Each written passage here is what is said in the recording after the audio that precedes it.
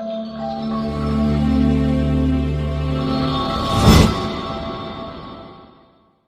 နင်္ဂနွေနေ့မွေးသူအားလုံးမင်္ဂလာပါ2026ခုနှစ်မေလ1ရက်ကနေ9ရက်နေ့ကာလအတွင်းမှာရည်မှန်းချက်အောင်မြင်မယ်ငွေကြေးကံကောင်းမယ်မထင်မှတ်ထားတဲ့အောင်မြင်မှုတွေကိုဖန်တီးနိုင်တယ်ပေါ်လာတဲ့ခွင့်ရတွေကိုသုံးချပြီးတော့အစစ်မြင့်တဲ့အနေအထားတွေကိုရရှိမယ်အခက်အခဲကိုဖြေရှင်းရရင်မတန်ကောင်းတဲ့ကာလဖြစ်တယ်မင်္ဂလာကိစ္စတွေပါဝင်ပတ်သက်ရတယ်တရက်နေ့ကလုံးစုံကောင်းတဲ့ရက်ရာဆင်ပြေတဲ့ရက်တစ်ခုဖြစ်တဲ့နေ့ရက်နေ့ကရံများမယ်တိုက်ခံများမယ်သူဖြစ်မတော်တဆအနေကိုလည်းထူးပြုဂရုစိုက်ရမယ်နေ့တစ်ခုဖြစ်တယ်အဓိကအနောက်ရက်ကိုတည်သွားစေနေရှိတတ်တယ်နေ့တနိုင်ခွဲနဲ့ညနေ3နိုင်အတွင်းအသွားလာနေထိုင်ထူးပြုဂရုစိုက်ရမယ်3ရက်နေ့မှာတော့ပေါ်လာတဲ့ခွင့်ရတွေကိုလက်တွေ့သုံးချပြီးဘဝတိုးတက်မှုကိုရမယ်4ရက်နေ့မှာရပိုင်ခွင့်နဲ့လက်ဝဲပြန်ရခြင်းကံကောင်းခြင်းရှိမယ်5ရက်နေ့ကတော့လုံးစုံကောင်းခြင်းကံနဲ့တိုးတက်ခြင်းနဲ့ပြည့်နှက်နေတဲ့နေ့တစ်ခုဖြစ်တယ်6ရက်နေ့မှာရန်တိုက်ခဏနဲ့ထိတ်တိုက်တွေ့မယ်8ရက်ကိုတည်သွားစေနေရှိတာကိုလည်းအထူးပြုယူဆမယ်နေ့တစ်ခုဖြစ်တယ်အဓိကမနေ့9နိုင်ခွဲနဲ့9နိုင်အတွင်းအသွားလန်နေတိုင်ယူဆရမယ်9ရက်နေ့မှာတော့ပေါ်ပေါက်လာတဲ့ခြေအနေတွေကိုစနစ်တကျသုံးချပြီးတော့ထူးခြားတဲ့အောင်မြင်မှုနဲ့တိုးတက်မှုကိုရရှိဖန်တီးနိုင်ကြောင်းတွေ့ရှိရတယ်ဒီတစ်ပတ်တာကာလအတော်အတွင်းမှာတနင်္ဂနွေနေ့သောကြာနေ့မွေးသူများကိုအကြောင်းပြုပြီးစိတ်နှောက်ယှက်ခတိကောင်းတွေဖြစ်တတ်တယ်အင်္ဂါနေ့တနင်္လာနေ့ဗုဒ္ဓနေ့မွေးသူတွေကိုကောင်းကျိုးပေးမယ်ရှစ်ခွန်ကိုကနန်းနေ့အကျိုးပေးတယ်အနက်ရောင်ပြရည်ရောင်မိခိုးရောင်တို့ကိုဝစ်စင်သုံးဆွဲပြီးတော့အလိုရှိရာကိစ္စများဆောင်ရွက်ရင်ထူးခြားခြားအောင်မြင်ခြင်းနဲ့တိုးတက်ခြင်းတွေကိုရနိုင်ပါတယ်တပတ်တာအတွင်းမကြာခဏဆိုသလိုနေနီးပါးမှာရှိတဲ့ကလေးငယ်တို့ကိုမုံအာဟာရကျွေးမွေးခြင်းလှူဒါန်းခြင်းပြုပါကျေးဇူးတင်ပါတယ်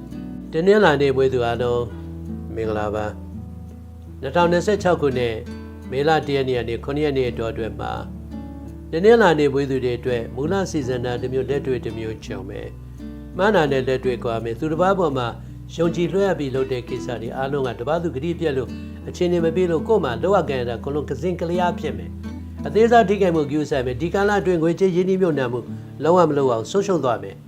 စက်ပစ္စည်းတွေပစ္စည်းများမယ်စက်ပစ္စည်းဝယ်ယူခြင်းကိုလည်းလုံးဝမလုပ်ရအောင်ဒီကာလအတွင်းမှာပစ္စည်းဝယ်လိုက်တဲ့လက်ထဲရောက်မှအဲ့ဒီပစ္စည်းကနောက်တစ်နေ့ကျတန်ဖို့ကျသွားတာမျိုးတွေဖြစ်တတ်တယ်ပစ္စည်းလောင်တာဈေးကစားလုံးဝမလုပ်အောင်လုံးလက်စလုပ်ငန်းတွေကိုထိန်းချုပ်ပြီးလုပ်သွားရင်တော့အဆင်ပြေမယ်ဒီနေ့မှာစိတ်ပင်ပန်းလူပင်ပန်းဖြစ်မယ်မှန်းတာနဲ့လက်တွေ့ကွာဟမယ်နေ့ရက်နေ့ကကိုယ့်အတွက်မတန်ကောင်းတဲ့နေ့ဖြစ်တယ်ဒါပေမဲ့အဲ့ဒီနေ့မှာအနောက်ရက်ကိုတည်သွားစရာနေရှိတတ်တယ်မတော်တဆထိခိုက်မှုကြည့်ဆက်ရမယ်အဲ့ဒီကဘော်နေ့ဖြစ်တယ်အဓိကညနေခင်းပိုင်းတနင်္ဂနွေနေ့ညနေ3နိုင်အတွင်းသွားလာနေထိုင်ကြည့်ဆက်ရင်တော်တော်အဆင်ပြေသွားမယ်အသုံးရက်နေ့မှာတော့ရာကောင်းခြင်းကံချမာနဲ့တိုးတက်ခြင်းရလာတယ်ရပိုင်ခွင့်တွေပြန်ရမယ်4ရက်နေ့ကလုံးသမျှချမ်းစီသမျှအောင်မြင်ခြင်းအကျိုးပေးခြင်းကံကောင်းခြင်းရှိတယ်5ရက်နေ့မှာနာမည်အောင်မြင်မှုရအောင်လုပ်နိုင်တယ်အခက်အခဲဖြေရှင်းနိုင်တယ်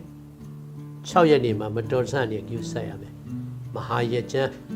ရေမှာပျော်ကစားခြင်းရင်ပျော်စီးနေမောင်းနေခြင်းတွေလုံးဝမလုပ်အောင်အနေရရှိတယ်ရေအနေ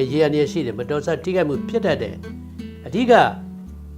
အရှိရကိုသွားစေနေဖြစ်တတ်တယ်တနေ့တာကာလအတွင်းမှာမနေ့9နိုင်ခွဲနဲ့9နိုင်အတွင်းမှာမတော်တဆနေထူးပြုဂရုစိုက်ရမယ်9ရက်နေ့မှာတော့အေးချမ်းသွားတယ်အဆင်ပြေတယ်လူရိတ်ကံရေးဝေးကြီးကဘဝကံအကုန်လုံးအဆင်ပြေသွားတယ်ဒီတပတ်တာကာလ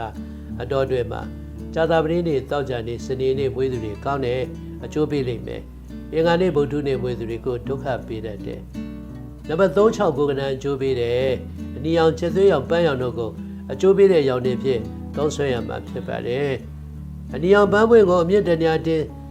လိုရဆန္ဒပြုရဆူတောင်းပြနိုင်တဲ့ကာလတစ်ခုဖြတ်သန်းနေတာပါကျေးဇူးတင်ပါတယ်အင်္ဂါနေ့မွေးသူအားလုံးမင်္ဂလာပါ2026ခုနှစ်မေလ1ရက်နေ့ကနေ9ရက်နေ့ကာလတော်တွင်မှာပြောင်းလဲမှုတိုးတက်မှုတွေရှိမယ်လူမျိုးကွဲအကျိုးပေးမယ်ငွေကြေးကိစ္စပြောဆိုဆောင်ရွက်မှုအဆင်ပြေမယ်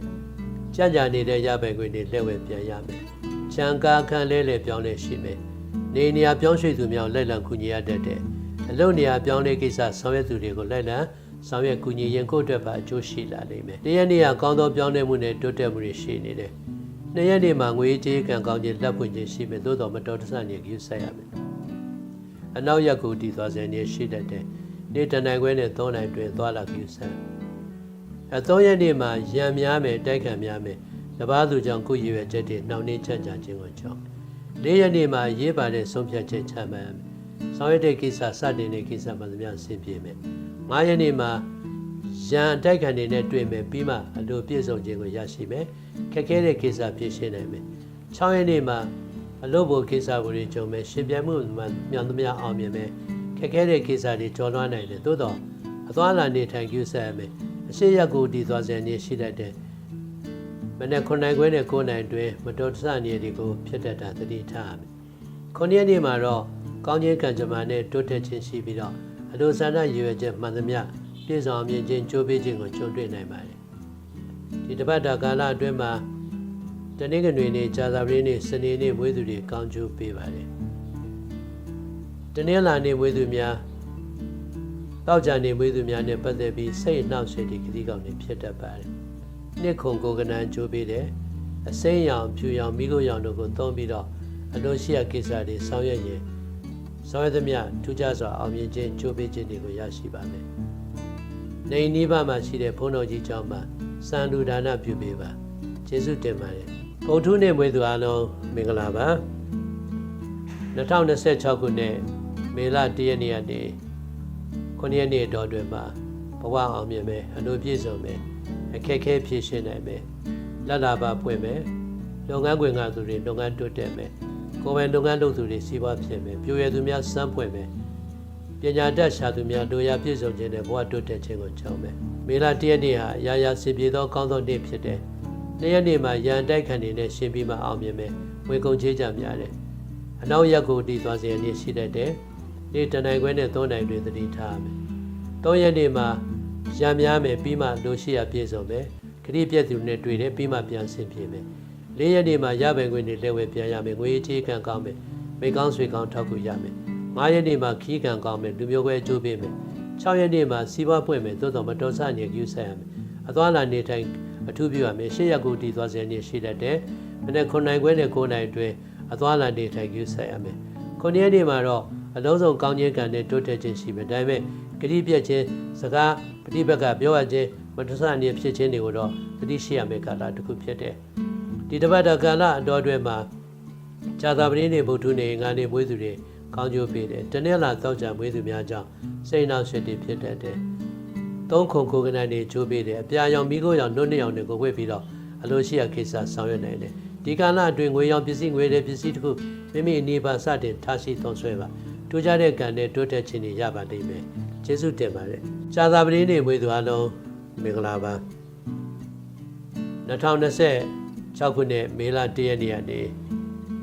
9ရက်နေ့တော်တွင်မှာအခွင့်အရေးတွေပေါ်မယ်ထူးခြားသောကံကောင်းခြင်းကြုံမယ်ရတ္တနဲ့လို့တွေပြန်လဲစတင်နိုင်တယ်ပိတ်နေတဲ့လမ်းကြောင်းကိုပြန်ပွင့်မယ်နေနေရာဆက်ဆက်တဲ့ဝင်းကျင်ကိုပြင်ချင်းပြောင်းခြင်းအသစ်နဲ့ပတ်သက်သောရှားရှိမှုတွေကြုံတွေ့နိုင်တဲ့ကာလနဲ့ဖြစ်ပါတယ်။တရက်နေ့ဟာရာရာကောင်းခြင်းနဲ့တိုးတက်ခြင်းတွားမှုနေတဲ့နေ့ရက်ဖြစ်ပါတယ်။2ရက်နေ့မှာရပိုင်ခွင့်တွေပြန်လဲတောင်းဆိုနိုင်တယ်ရရှိနိုင်တယ်။3ရက်နေ့မှာစီးပွားကံလုပ်ငန်းကံတိုးတက်ခြင်းအောင်မြင်ခြင်းတွေရနိုင်တယ်။4ရက်နေ့မှာရှင်ပြမှုမှများအောင်မြင်နိုင်တယ်။5ရက်နေ့ကရန်ကုန်များတတ်တယ်တိုက်ခံများတတ်တယ်။6ရက်နေ့မှာမိကောင်းဆွေကောင်းထောက်ကူတွေနဲ့တွေ့တတ်တယ်။9ရက်နေ့မှာခီးကိစ္စတွေဆောင်ရွက်ဆင်ပြေမယ်။အထူးသတိပေးချင်တာကတော့မေလ2ရက်နေ့ကငကပေါ်ရက်နဲ့တိုက်ဆိုင်တဲ့အတွက်အဲ့ဒီမှာအနောက်ရက်ကိုတည်သွားစေနေရှိတတ်တယ်။နေကဲတနိုင်ခွဲနဲ့ညနေ3နိုင်တွင်သတိထားပြီးတော့သွားလာကျူးဆိုင်ရမယ်။တခါမေလ6ရက်နေ့ကမဟာရကျမ်းနဲ့တိုက်တဲ့နေ့ဖြစ်တဲ့ရေရန်နေတို့ကိုအထူးပြုသတိထားရမယ်။အရှိရက်ကိုတည်သွားစေနေရှိတတ်ပါတယ်။မနေ့9နိုင်ခွဲနဲ့9နိုင်တွင်အသွားလာနေတိုင်းသတိထားမှဖြစ်ပါတယ်။ဒီကာလအတော်တွင်မှာတနင်္လာနေ့ငါနေဗုဒ္ဓနေ့မွေးသူတွေကောင်းကျိုးပေးပြီးတော့တနင်္ဂနွေနေ့စနေနေ့မွေးသူများကြောင့်စိတ်နှောက်ယှက်တွေဖြစ်တတ်ပါတယ်။1 4 9ကနန်းနေချိုးပေးတယ်။အဝါရောင်လေးမောရောင်နှုတ်နှစ်ရောင်တို့ကိုဝစ်စင်သုံးဆွဲပြီးတော့အလိုရှိရာကိစ္စများဆောင်ရွက်ပါ။နေနီးတစ်ပါးမှာရှိတဲ့ဘုန်းတော်ကြီးကျောင်းမှာသွားရောက်ပြီးတော့ခြေသုံးခုံဒူဒါနပြုလိုက်ပါ။ကောင်းခြင်းကံကြမ္မာတွေရလာပါမယ်။ကျေးဇူးတင်ပါတယ်။တောက်ကြနေမွေးသူအားလုံးမင်္ဂလာပါ။2026ခုနှစ်မေလ1ရက်နေ့ကနေ9ရက်နေ့တော်တွင်မှာအလုတ်ရည်မှန်းချက်မှန်သမျှအောင်မြင်မယ်။လို့သမျှထင်ရှားသောအကျိုးပေးမှုနဲ့တိုးတက်မှုကိုရမယ်။လျှို့ဝှက်လို့မရဘူး။စုပေါင်းတွဲပဲလုပ်တဲ့လူတွေအကျိုးပေးမယ်။ ကိုယ်ပိုင်ရည်တည်ချက်နဲ့လုပ်တဲ့လမ်းကြောင်းတွေကလည်းထူးခြားစွာထိုးပေါက်တိုးတက်နိုင်တယ်လုပ်ငန်းချဲ့ထွင်ခြင်းနဲ့အကျိုးပေးတယ်ငွေကြေးကံကောင်းခြင်းနဲ့ဘဝတိုးတက်ခြင်းကိုကြုံမယ်စီးပွားကံကောင်းခြင်းလိုရာပြည့်စုံခြင်းနဲ့အောင်မြင်ခြင်းစစ်စင်ကိုရမယ်ကိုယ်ပိုင်ရည်တည်ချက်နဲ့ရှေ့တိုးလုပ်ကံခြင်းရဲ့ကောင်းသောအကျိုးဆက်ကိုရမယ်ကာလရှည်ကြာဆိုင်းငံ့ထားတဲ့လုပ်တွေကိုပြန်လည်စတင်နိုင်တယ်တစ်ရက်နေ့ဟာရာစင်ပြေခြင်းကံကောင်းခြင်းနဲ့အလိုရှိရာပြည့်စုံခြင်းကိုကြုံမယ်နှစ်ရက်နေ့မှာရံများမယ်တိုက်ခံများမယ်စိတ်ပင်ပန်းလူပင်ပန်းဖြစ်သုံးရက်နေ့မှာမိကောင်းဆွေကောင်းထောက်ကူရမယ်စူပေါင်းတုံငန်းကြိုးပေးမယ်လေးရက်နေ့မှာခရီးကံကောင်းမယ်အရဝေးရကောင်းသောသတင်းစကားကြားရမယ်ပစ္စည်းပြောက်တာတော့သတိထားငါးရက်နေ့မှာငွေကြေးလက်လာပါကံကောင်းခြင်းအလိုရှိရာပြည့်စုံခြင်းနဲ့တိုးတက်ခြင်းကိုကြုံမယ်6ရက်နေ့မှာဆုံးဖြတ်ချက်သစ်နဲ့လုပ်ကံခြင်းတွေရဲ့အကျိုးဆက်ကိုရမယ်ပေါ်လာတဲ့ခွင့်ရသစ်တွေကိုရယူလက်ခံပါ9ရက်နေ့မှာတော့ရပိုင်ခွင့်တွေပြန်လည်တောင်းဆိုနိုင်တယ်မထင်မှတ်တဲ့ခီးသွားလိမ့်မယ်တွားရောက်တဲ့နေရာမှာထူးခြားတဲ့အကြောင်းအရာလေးတွေနဲ့တိုးတက်တဲ့ကံခွင့်ရသစ်တွေကိုကြုံတွေ့နိုင်တယ်ဒီကာလအတွင်းမှာဝိသေသသတိပေးရမယ့်ရက်လေးတွေကတော့2ရက်နေ့အဲ့ဒီကငကဘော်ရက်နဲ့တိုက်ဆိုင်တဲ့အတွက်မတော်တဆနေကျူးဆိုင်ရမယ်အနောက်ရက်ကိုတီသွားစရာနေဖြစ်တတ်တယ်နေ့တနိုင်ခွဲနဲ့3နိုင်တွင်သတိထားရမယ်6ရက်နေ့ကမဟာရကျန်းနေ့ဖြစ်တဲ့ရေရနေတွေကျူးဆိုင်ရမှာပေါ့မတော်တဆထိခိုက်မှုတွေလည်းကျူးဆိုင်ရမယ်အဲ့ဒီမှာအရှိရက်ကိုသွားစရာနေရှိတတ်တယ်မနေ့9နိုင်ခွဲနဲ့9နိုင်တွင်အသွားလာနေထိုင်ကျူးဆိုင်ရမှာကိုတတိထားတင်ပြပါတယ်ဒီတပတ်တာကာလအတွင်းတနင်္လာတော့ကြစနေမွေးသူတွေကိုကောင်းကျိုးပေးတယ်တနင်္ဂနွေဗုဒ္ဓနဲ့မွေးသူများကြောင့်အတော်တန်စိတ်နှောက်ယှက်တွေရှိတတ်တယ်နှစ်လေးကိုကနန်းနေကျိုးပေးပါတယ်အညိုရောင်အပြာရောင်မိခိုးရောင်တွေကိုဝစ်ပြီးတော့အလို့ရှိရာကိစ္စတွေဆောင်ရွက်ပါနေနီးပါးမှာရှိတဲ့အသက်အရွယ်ကြီးရင်သူတို့ကိုမျက်နှာသုတ်ဘဝကြော်ပန်းဆင်လိုက်ပါလက်ဆောင်ပေးလိုက်ပါကောင်းခြင်းကံတွေရလာပါကျေးဇူးတင်ပါတယ်စနေနေ့မွေးသူအားလုံးမင်္ဂလာပါ2026ခုနှစ်မေလ1ရက်နေ့ကနေ